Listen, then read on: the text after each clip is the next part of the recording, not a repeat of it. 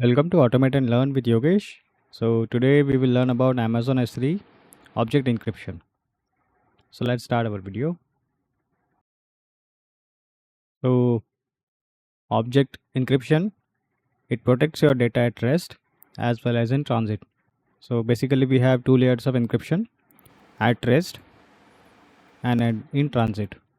Data is at rest, that is data is encrypted before saving to the disk, and in transit, that is data is encrypted using HTTPS or TLS.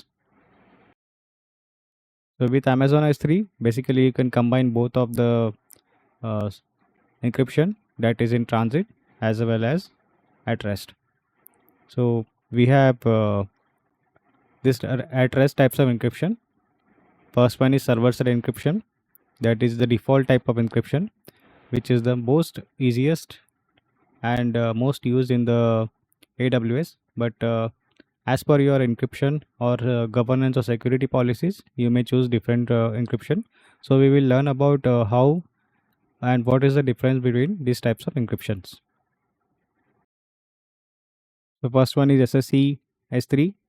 So what it happens in this encryption is S3 manages the keys. The keys which is the encrypted, the S3 Amazon S3 manages everything on its own. It basically uses AES 256 types of encryption.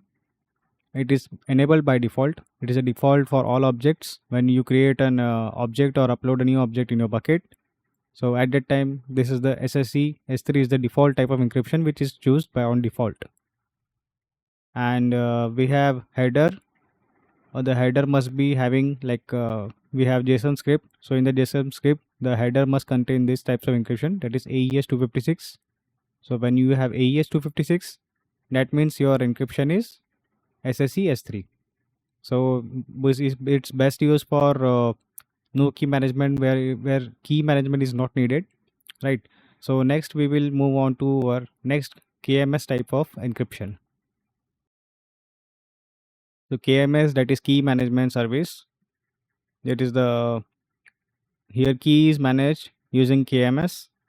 What are its features? Features is like customer control the keys. The keys are controlled by the customer.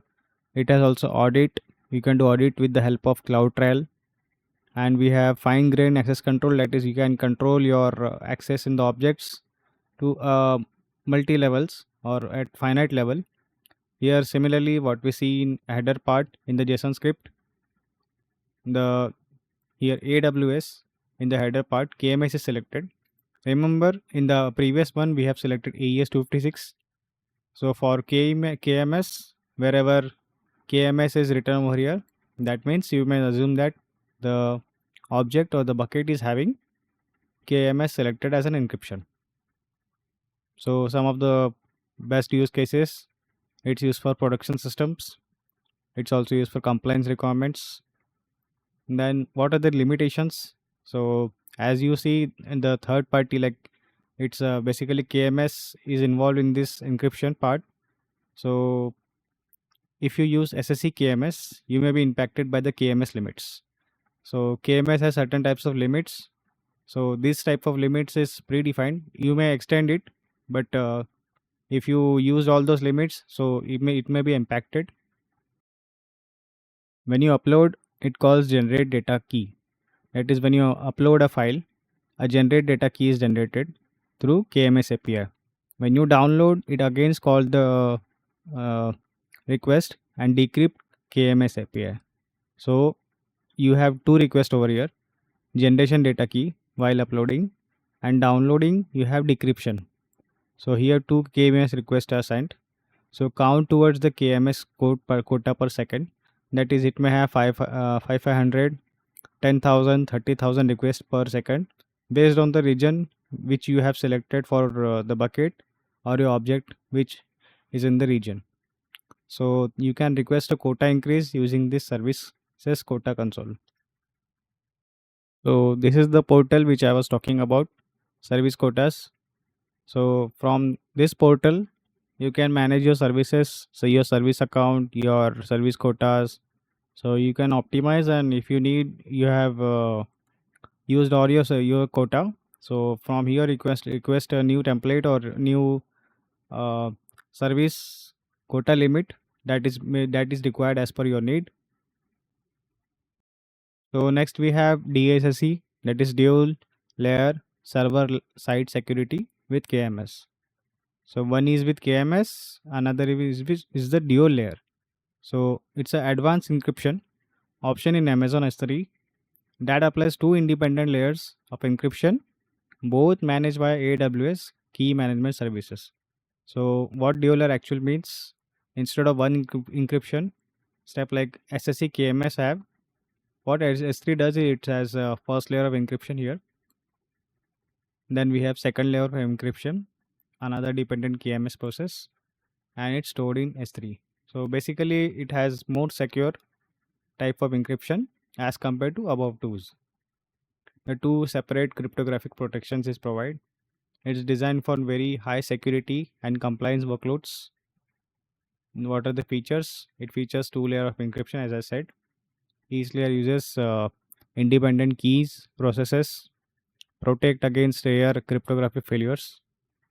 It's backed by KMS security, uses KMS managed keys, and as well as we discussed, full audit logs can be captured via CloudTrail. It's compliance ready. So if here severe compliance and governance is required, like some of the critical applications, like say domain related to banking, government, or some secret or somewhere encryption or security is highly required. So this type of encryption can be used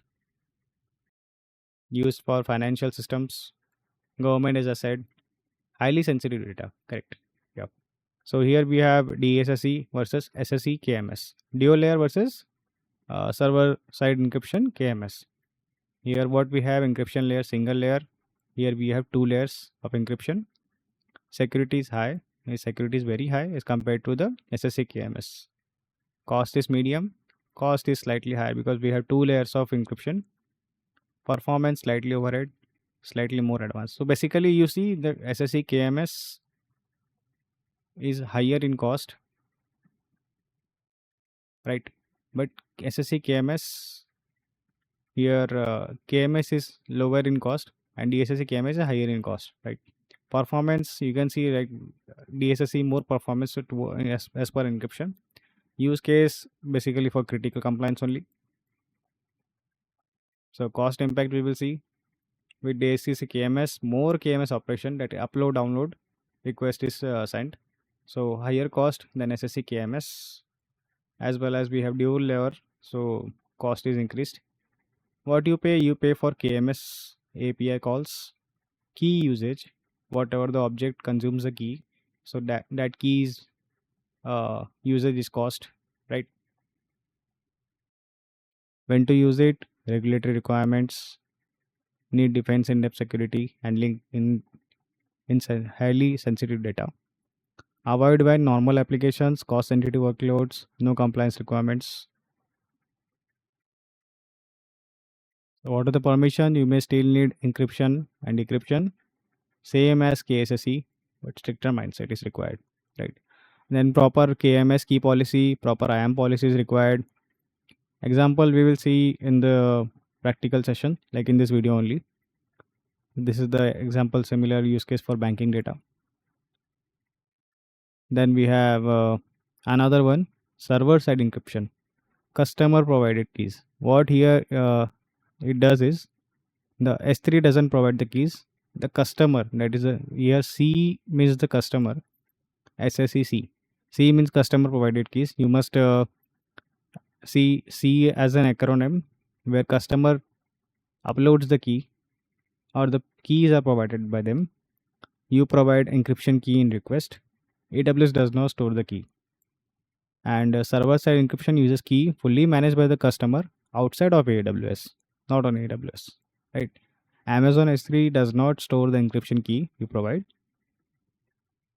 So here basically we need HTTPS because the keys are not provided by S3 and the customer is providing the keys. So HTTPS is required. Encryption key must be provided in HTTP headers for every HTTP request made. Rarely used, complex as well as risky. because keys, if not properly managed, can be risky and data may be at risk. Then here we have client-side encryption, encrypts before sending to S3.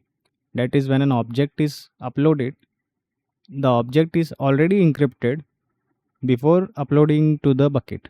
So encryption is done before sending to the S3 bucket. Here you manage everything. You use client libraries such as Amazon S3, client-side encryption library. Client must encrypt data themselves before sending to the Amazon S3. Like before uploading to the bucket, the data must be encrypted.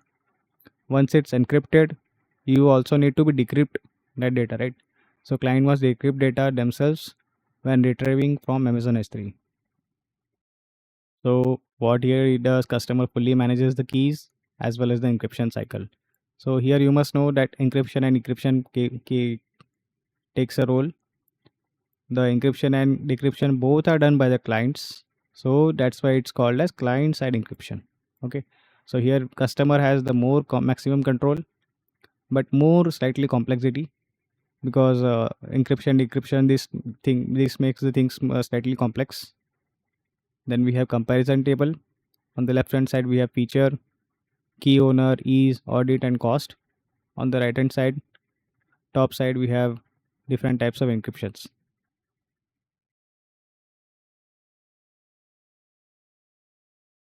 Some of the important concepts: SSE KMS key types, AWS managed keys as well as customer managed keys, CMK what we say. Permission required, you need encryption and decryption permission. Cross account access required both S3 bucket policies as well as KMS key policies, right? So how to enforce encryption?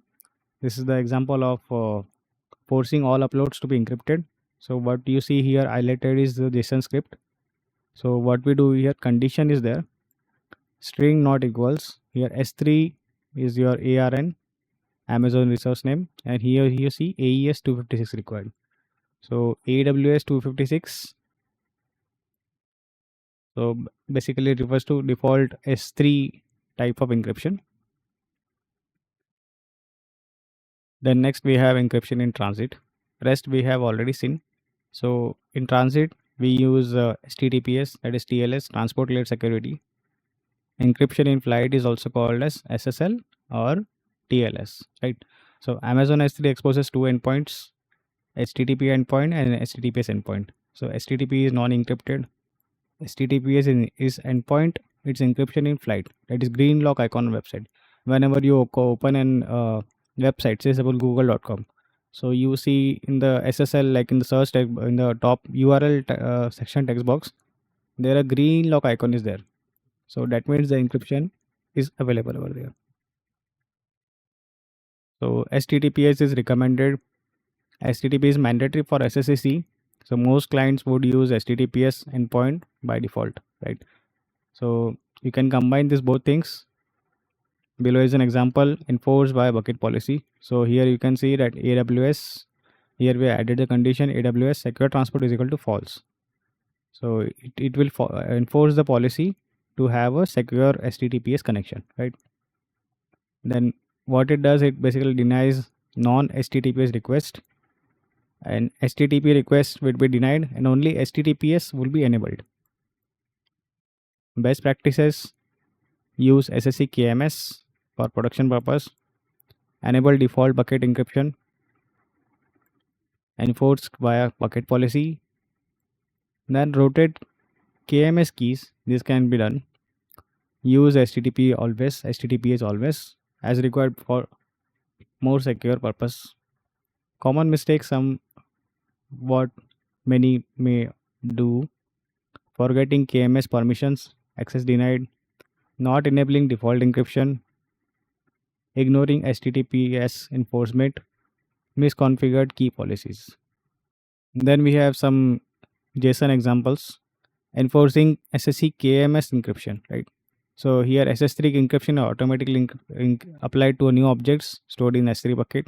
So you can force encryption using a bucket policy and refuse an API call to put an S3 object without encryption.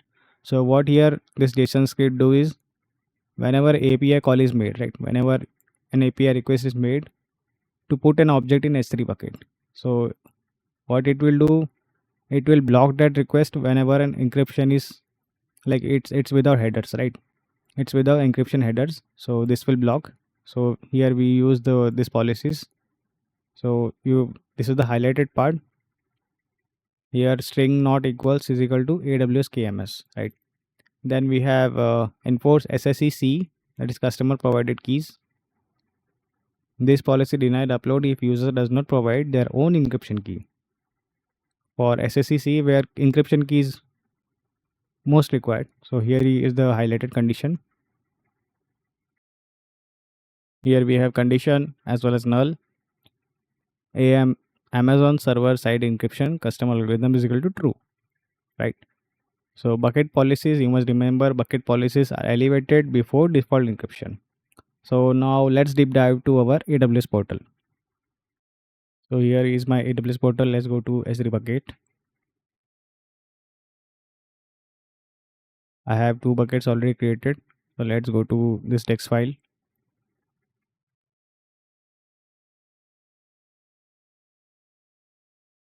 Here you can see my test.txt.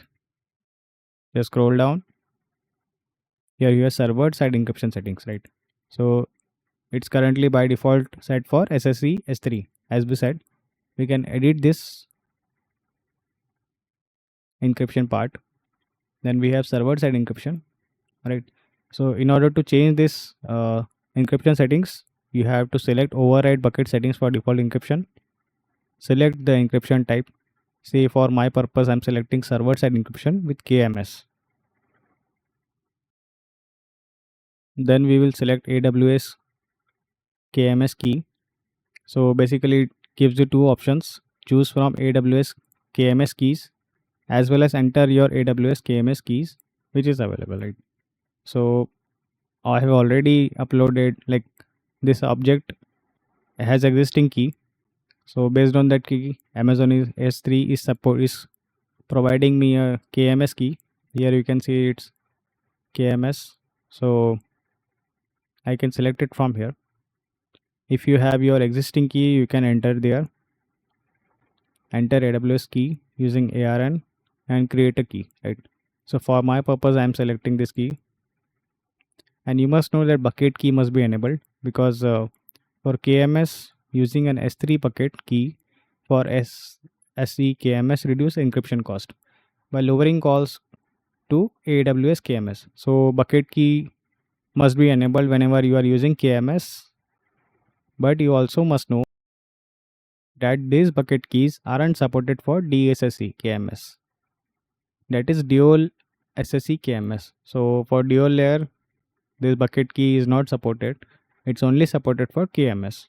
So here we have selected this KMS key. So let's save our changes. You can see it's saved.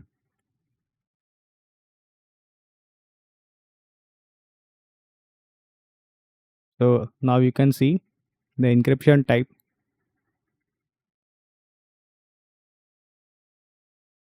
It's changed to SSE KMS. So